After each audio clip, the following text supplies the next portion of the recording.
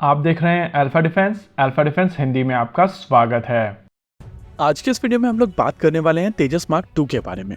इस एयरक्राफ्ट को लेकर एक्सपेक्टेशन है कि अक्टूबर 2025 में ये एयरक्राफ्ट रोल आउट हो जाएगा और इस समय इसकी कई लाइन रिप्लेसेबल यूनिट काफी तेजी से बनाई जा रही हैं। इन्हीं में से एक है इसमें जाने वाला एईसा रेडार। लगभग 1.5 हफ्ते पहले हम लोगों ने आपको बताया था कि इसका फैब्रिकेशन शुरू हो गया है और अब हमारे पास में इस रेडार का स्कीमेटिक आ चुका है, यानी कि अब हम लोग इसको बेहतर तरीके से समझ सकते हैं। अभी आप अपनी स्क्रीन के ऊपर इसी रेडार को देख रहे हैं।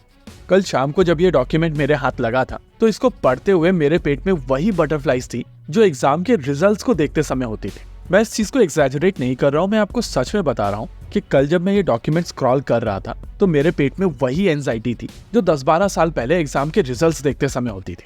एक्चुअली कल शाम को मैं दादी के साथ में हॉस्पिटल में था जब ये डॉक्यूमेंट पब्लिक हुआ था और किसी ने इस डॉक्यूमेंट को डिटेल में पढ़कर इसके बारे में कुछ डिटेल्स ट्विटर के ऊपर शेयर कर दी थी। उनके ट्वीट में मेंशन किया गया था कि यहाँ पर गैलियम आर्सेनाइड टीआर मॉड्यूल्स का प्रयोग किया जाएगा और जैसे ही मैंने वो चीज पढ़ी थी मुझे काफी तेज धचका लगा था, क्योंकि हमें से ज्यादातर लोग तेजस मार्क 2 को लेकर एक्सपेक्ट कर रहे हैं कि इसमें गैलियम नाइट्राइड टीआर मॉड्यूल्स के साथ में एईसा रेडार आएगा।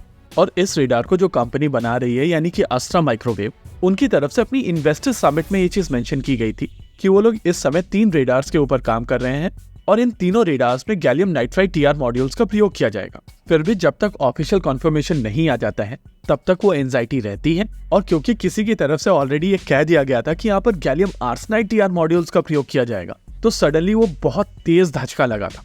एनीवेज, ये जो डॉक्यूमेंट पब्लिक किया गया है इसमें किसी भी तरीके के मटेरियल को मेंशन नहीं किया गया है और इसी वजह से इस डॉक्यूमेंट के बेसिस पर आप ये डिसाइड नहीं कर सकते हैं कि क्या ये गैन है या गैलियम आर्सेनाइड है। लेकिन इस डॉक्यूमेंट से कई इंपॉर्टेंट चीजें बाहर निकल कर आती हैं। आइए इनको समझ लेते हैं एक एक करके।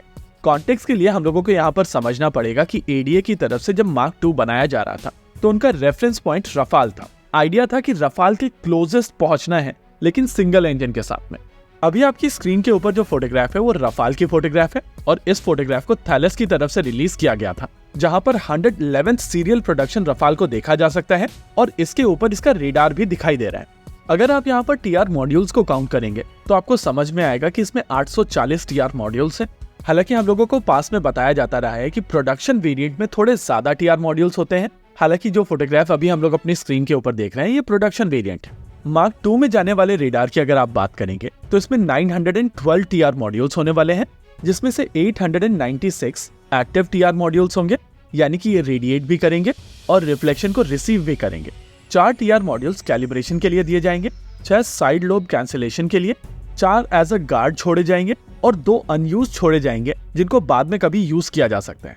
ऑलमोस्ट सभी रेडार्स में इस तरीके की कॉन्फ़िगरेशन होती है।